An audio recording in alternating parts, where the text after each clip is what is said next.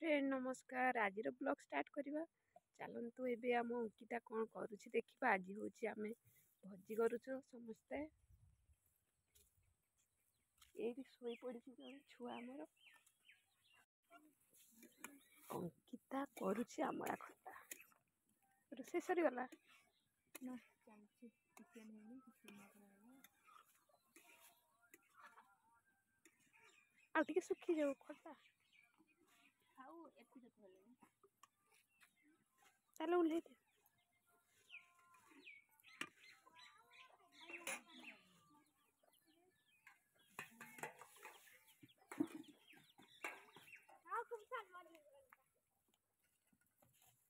से ढाड़ी दे तापर एठी चिकन बनेबा।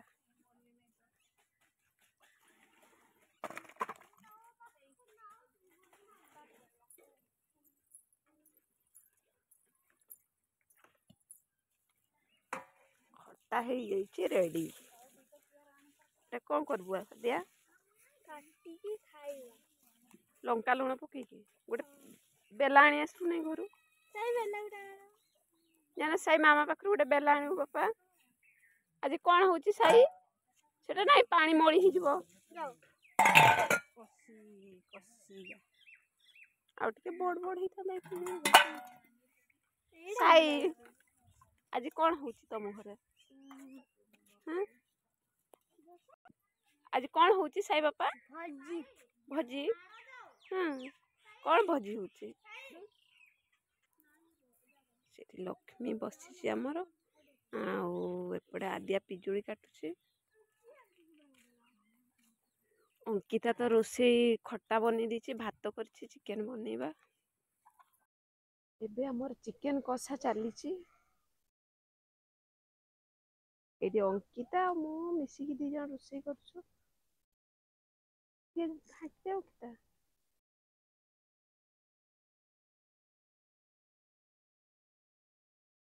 हे गलानी मसला ए प्याज लाल हे गला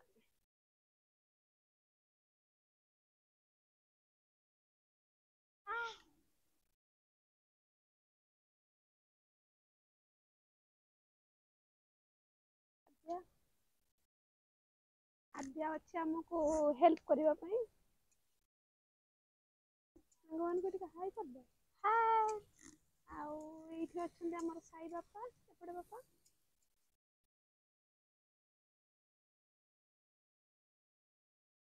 सांग मन को कोइ दे आज हमर भजी होची सांग माने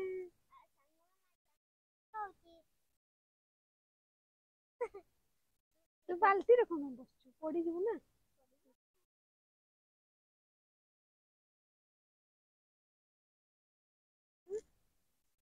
पड़ी जीवु ना दे से कुसुम दे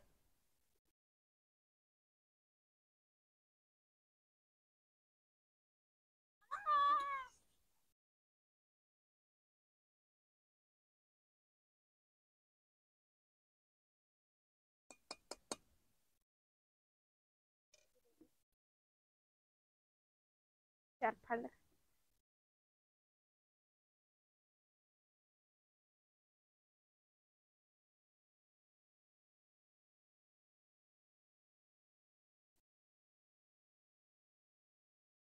समस्त आसिकी पहुंची जाइछन्ते एडी मो मां बसचन्ती अरे कहि ना आउ एठी लक्ष्मी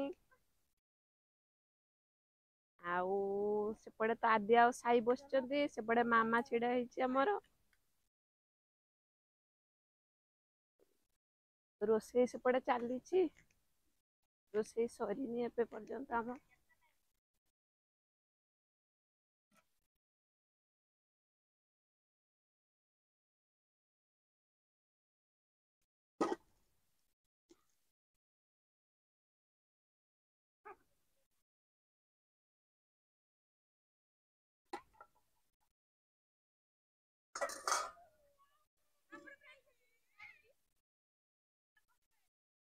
हमर अंकिता कोन नै के आसला कोन नै के आछू पांपड़ और खली आउ सेपड़े कोन कुरकुरी भजी भी होबो ना कोन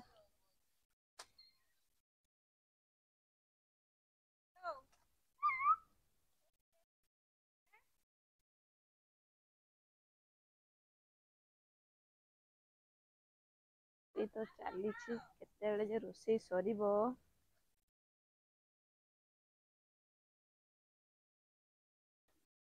ଆଇ କଣ ଗୁଳି ମାରି ଦଉଛୁ ଆଦ୍ୟା ଝିଅକୁ ନା କଣ?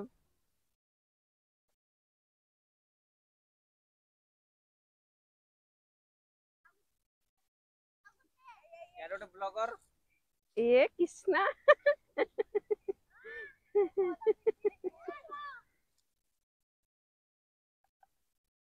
ଅଙ୍କୁ ଆମେ ମିସ୍ କରୁଛୁ ତ ଅଙ୍କୁ ଆମେ ଭିଡିଓ କଲରେ ଦେଖେଇ ଦଉଛୁ।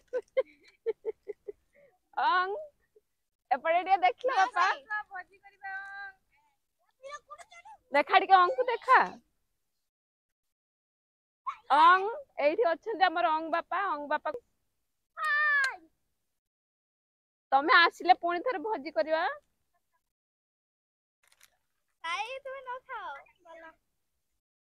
ଆଦ୍ୟା ଆମର କୁରକୁରି ବାଣ୍ଟୁଛି ଏବେ।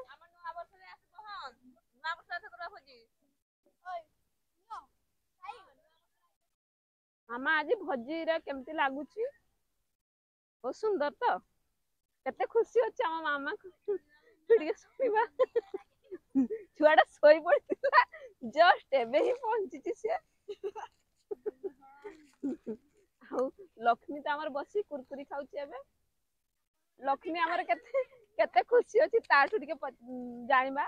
ଲକ୍ଷ୍ମୀ କେତେ ଖୁସି? ବହୁତ ଖୁସି। ଆଉ ସାଇ ବାପା ବହୁତ ଖୁସି। କେତେ କୁରକୁରି ଆମର ଆଦ୍ୟା ବାଣ୍ଟୁଛି। ଆଦ୍ୟା କେତେ ଖୁସି ଅଛୁ? ଏପଟେ ଏପଟେ ଟିକେ ବହୁତ ଖୁସି ଅଛୁ ତ, ତାକୁ ଲାଜ ଲାଗୁଛି। ଆଉ ଅଙ୍କୁ ସେମାନେ ଭିଡିଓ କଲରେ ଦେଖଉଛନ୍ତି। ମିସ୍ କରୁଛ ନା ତାକୁ କନ୍ଦେଇବାର ପ୍ଲାନିଂ ରଖିଛ?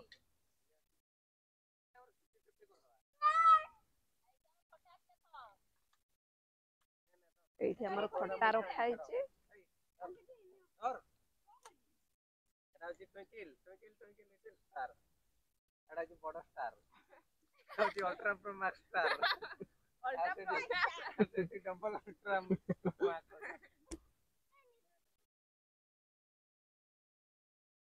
ଏତେ ଦୂରକୁ କଣ ପାଇଁ ଯାଉନୁ ନା ପିକନିକ? ଆମେ ଯଦି ଦୂରକୁ ଗଲେ ଆମ ଘରେ କିଏ ରହିବ? ତ ଆମେ ସବୁ ଫ୍ୟାମିଲି ଏକା ସହିତ ଯାଇପାରିବୁନି। ତେଣୁ କରି ଆମେ ଦୂରକୁ ଯାଉନୁ। ଏଇ ଘରେ ହିଁ ଭୋଜି ହବ ଆମର। ପ୍ରତ୍ୟେକ ବର୍ଷ ଆମେ ଘରେ ହିଁ ଭୋଜି କରୁ।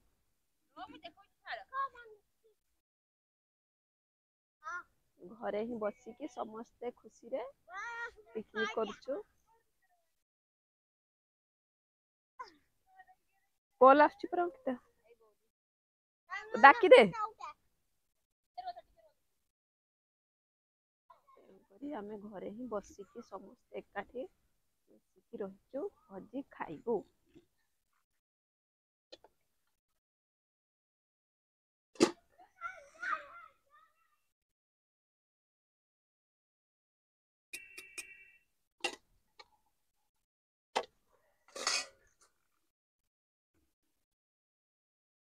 ପାମ୍ପଡ଼ ଛାଣା କାର୍ଯ୍ୟକ୍ରମ ଚାଲିଛି। ଦେଖିବା କିଏ କିଏ ପାମ୍ପଡ଼ ଛାଣୁଛନ୍ତି।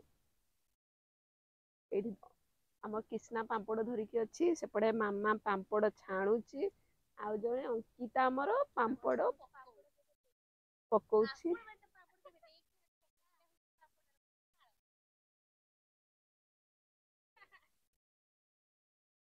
ଏଇଠି ଖୁଡି ଅଛନ୍ତି ଆମର। ଖୁଡି ଏବେ ଆସିକି ପହଞ୍ଚିଲେ ଆମର ଭୋଜି ଜାଗାକୁ। ଭାଉଜ ବି ଏବେ ଆସୁଛନ୍ତି। କଣ ଧରିକି ଆସୁଛନ୍ତି ଦେଖିବା। ଡଙ୍କି ଧରିକି ଆସୁଛନ୍ତି ଭାଉଜ। ଖାଲି ଚୌପତିରେ କଣ ସେ ତରକାରୀ ନେଇକି ଆସିଛ?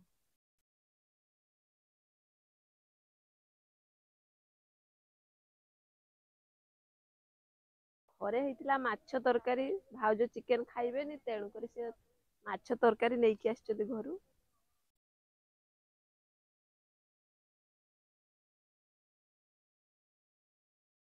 ଏପଟେ ଆମର ଆର୍ଟିଷ୍ଟ ମାନେ ସବୁ ସୁଟିଂ ରେ ବ୍ୟସ୍ତ ଅଛନ୍ତି।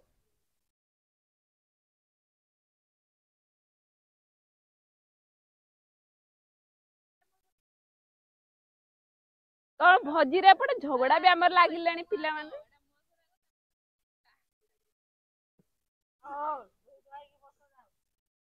ଭାଉଜ ବାଢିବା ପାଇଁ ପୁରା ରେଡି ହେଇଗଲେଣି ଭାଉଜ ଆମର।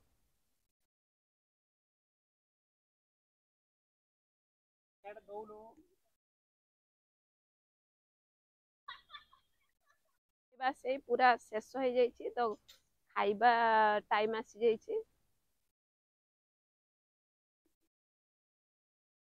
ଅଙ୍କିତା ଆମର ସବୁ ନେଇକି ରଖୁଛି ମାମା ଭାଉଜ ସେଇ ସବୁ ଇଏରେ ଅଛନ୍ତି ଦାୟିତ୍ୱରେ।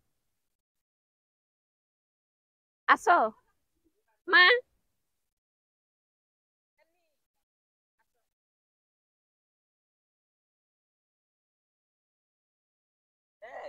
ଏପଟେ ଆମର ସବୁ ପିଲାମାନେ ବସି ସାରିଲେଣି। ଏ ନାନୀ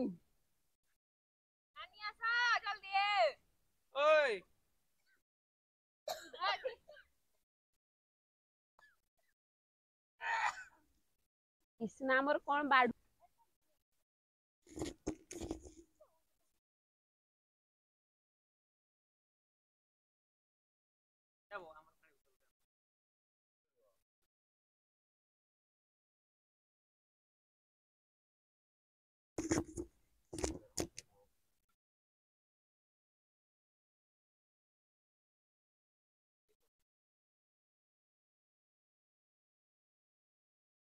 ବଫେ ସିଷ୍ଟମ ନାଇଁ କି ଏଇଠି ତ ବଢିଆ ଠିକ ଅଛି।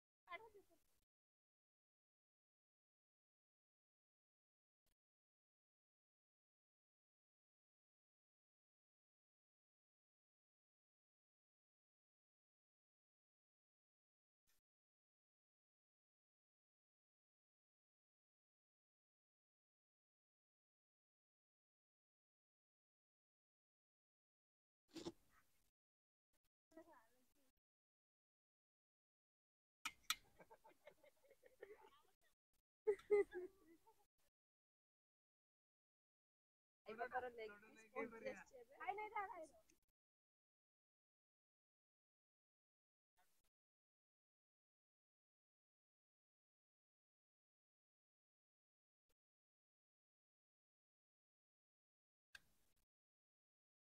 ଚାମୁଚରେ